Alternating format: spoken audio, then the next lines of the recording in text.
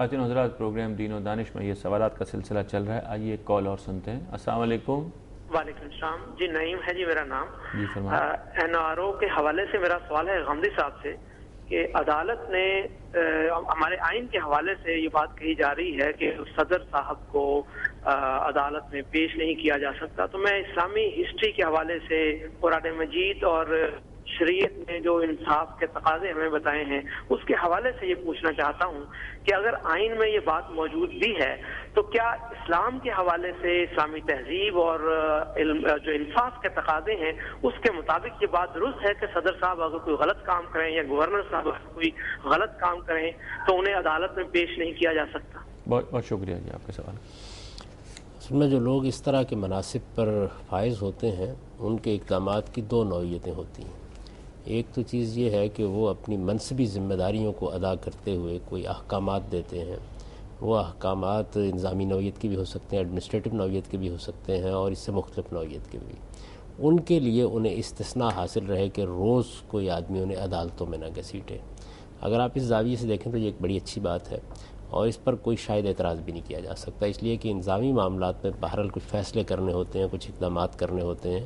ان فیصلوں اور ان اقدامات میں عدالت کے سامنے اگر جواب دہی کا تصور داخل کر دیا جائے تو بڑی پیچیدگیاں پیدا ہو سکتی ہیں. لیکن اس کا اخلاقی معاملات سے کیا تعلق ہے؟ مثال کے طور پر ایک آدمی سربراہ مملکت کے منصب پر فائز ہے، اس نے کسی کو قتل کر دیا. میں ایک مثال دے رہا ہوں، یعنی ایسا ہوا ہے، یہ معلوم ہے کہ بادشاہوں کے ہاں تو یہ ہو ہی جاتا تھا، آج کے زمانے میں بھی ہو، یا اس پر قتل کا الزام عائد کر دیا گیا ہے یا اس نوعیت کی کوئی اور چیز ہے، تو میرے نزدیک اس میں تو ہر حال میں اس کو پیش ہونا چاہیے. اگر وہ ذاتی حیثیت سے پیش نہیں ہوتا تو وکیل اپنا کرے اور وکیل جواب دے اس کی طرف سے. آدمی دادرسی کے لیے عدالت میں چلا گیا ہے، یہی معاملہ کرپشن کے الزامات کا ہے، تو اس میں کوئی استثناء ہونا نہیں چاہیے. یہ استثناء میرے نزدیک اسلامی اصولوں کے بھی خلاف ہے اور عدالت کے عمومی اصولوں کے بھی خلاف ہے. یہ استثناء البتہ باقی رہنا چاہیے کہ جو ایڈمنسٹریٹو احکام ہیں آپ کے، یا جو آپ اس وقت نظم اجتماعی کو چلا رہے ہیں، اس میں آپ کو عدالت میں نہیں بلایا جا سکتا. اخلاقی معاملات تو اصل میں فوری گرفت کا تقاضا کرتے ہیں.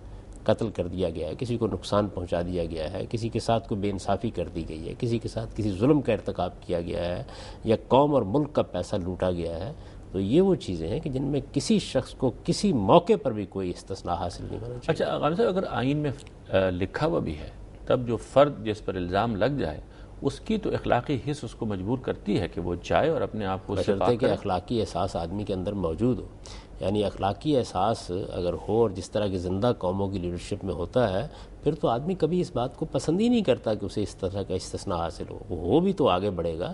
الزام لگایا تو وہ کہے گا میں اس کا جواب دوں گا، میں اپنا دامن صاف کرانے کی کوشش کروں گا. لیکن یہ باتیں جو ہیں یہ تو خواب و خیال کی باتیں ہیں. ابھی ہمارے ہاں یہ روایات قائم نہیں ہوئیں. کوشش کرنی چاہیے کہ لوگ یہ روایات قائم کریں. زندہ قوموں میں ان کی لیڈرشپ ایسا ہی کرتی ہے. کوئی آدمی یہ گوارا نہیں کرتا کہ وہ اخلاقی الزام کے بعد بھی اپنے آپ کو کسی منصب پر فائز سمجھے یا برقرار رکھے. کیونکہ غم صاحب ہم دیکھ رہے ہیں کہ ان حالات میں کوئی براہ راست مذہبی یا شریعت کا مسئلہ نہیں ہے، لیکن یہ بات کہ آپ کسی بھی اس طرح کی سچویشن میں دیکھتے ہیں کہ قانون میں آپ کے لیے گنجائش کیا ہے، سہولت کیا ہے، آپ اس سے استفادہ حاصل کر لیں. یہ دیکھنا چاہیے یا اس کی طرف توجہ کیوں نہیں ہو رہی کہ اخلاقی لحاظ سے تو اصل میں یہ بہت بڑی بات ہو گئی ہے. یہ کوئی نہیں کہہ رہا. قانون تو ایک بڑی یعنی ہمارے بڑے وکلاء بھی آپ دیکھیے کہ کچھ الزامات کے جواب میں یہ کہتے ہیں کہ بھئی ہم نے تو ایک خدمت انجام دی، ہمارے پاس ایک شخص آیا، ہم نے اس خدمت کے وزانے کے طور پر کچھ وصول کر لیا، آپ کو معلوم ہے کہ یہ غلط کام ہے. تو وہ اس لحاظ سے تو سوسائٹی میں اخلاقی تقاضوں یا اس کے لحاظ سے کوئی چیز بروئے کار ہی نہیں آ رہی. جی یقیناً ایسا ہی ہے. اس کی وجہ یہ ہے کہ اخلاقی اصول ہمارے ہاں بالکل اہمیت کھو چکے ہوئے ہیں. جسٹس کیانی نے ایک مرتبہ اپنی عدالت میں یہ کہا تھا کہ کون کہتا ہے کہ ہم لوگوں کو انصاف دیتے ہیں، ہم تو لوگوں کے ہاتھ میں قانون پکڑاتے ہیں.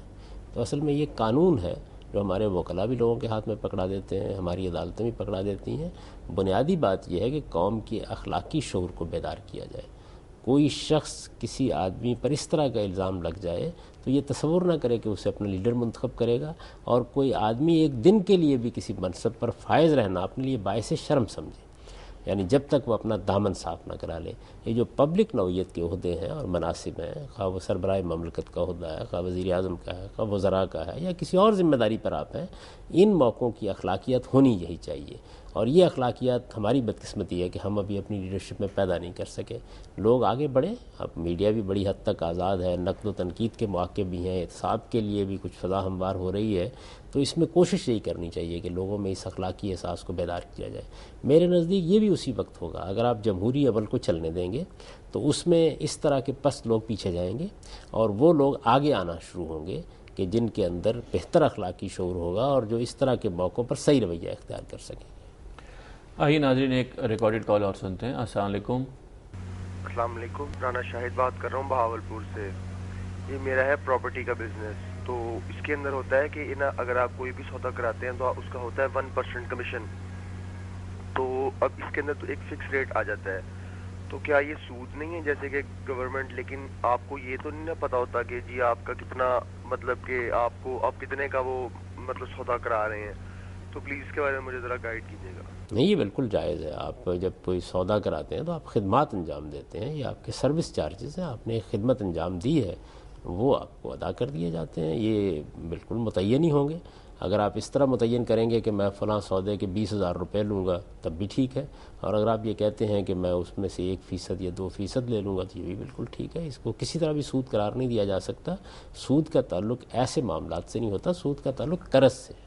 یہ آپ نے کوئی قرض نہیں لیا کسی سے, آپ نے ایک سودا کرایا, اس میں خدمات انجام دی ہیں, ان خدمات کا آپ معاوضہ لے رہے ہیں. یعنی وہ بعض اوقات لوگ سمجھتے ہیں کہ صرف کسی چیز کا فکس ہو جانا یہ کچھ باعث بن جاتا ہے سود کا.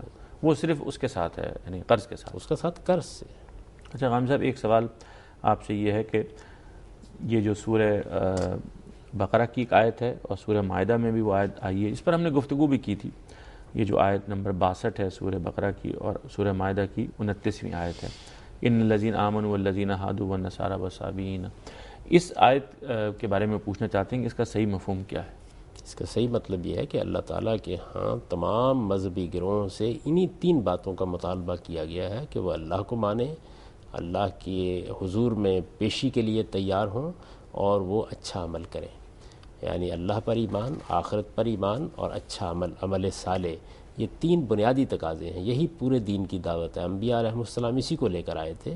البتہ اس میں یہ شرط لگی ہوئی ہے کہ اس طرح کے کسی آدمی نے کسی جرم کا ارتکاب نہ کیا ہو, کسی ایسے جرم کا جس کی تلافی ضروری ہے, جس کی معافی ضروری ہے. انہی جرائم میں سے ایک بڑا جرم یہ بھی ہے کہ کوئی شخص جانتے بوجھتے کسی سچے پیغمبر کی نبوت کا انکار کر دے. تو یہ اگر کسی گروہ نے یا کسی فرد نے یہ جرم کیا ہے تو اس کے نتائج اس کو بھگتنا پڑیں گے. لیکن عام حالات میں دین کی دعوت وہی ہے اور دین کے بنیادی تقاضے وہی ہیں, یعنی اللہ پر ایمان, آخرت پر ایمان اور اچھا عمل. محمد جان صاحب کوئٹہ سے آپ سے پوچھنا چاہتے ہیں کہ حج اکبر, جس کو ان کے خیال میں جمعے کے دن کا جو حج ہوتا ہے اسے کہا جاتا ہے, اور عام حج میں کیا فرق ہے؟ نہیں, یہ بالکل غلط فہمی ہے. حج اکبر کا لفظ اصل میں عمرے کے مقابلے میں بولا جاتا ہے. عمرہ حج اصغر ہے اور حج جس کو ہم کہتے ہیں وہ حج اکبر ہے. تو یہ دونوں کے درمیان میں فرق کرنے کے لیے لفظ بولا جاتا ہے. اس کا جمعے کے حج سے کوئی تعلق نہیں ہے. جمعے کا حج کوئی خصوصی حیثیت رکھتا ہے یا اس کو حج اکبر کہا جاتا ہے, یہ بات نہ قرآن میں بیان ہوئی ہے نہ کسی حدیث میں بیان ہوئی ہے. یہ لوگوں کا تصور ہے جو انہوں نے قائم کر رکھا ہوا ہے. دین میں اس کی کوئی بنیاد نہیں. دین میں حج کو حج اکبر کہا جاتا ہے اور عمرے کو حج اصغر کہا جاتا ہے.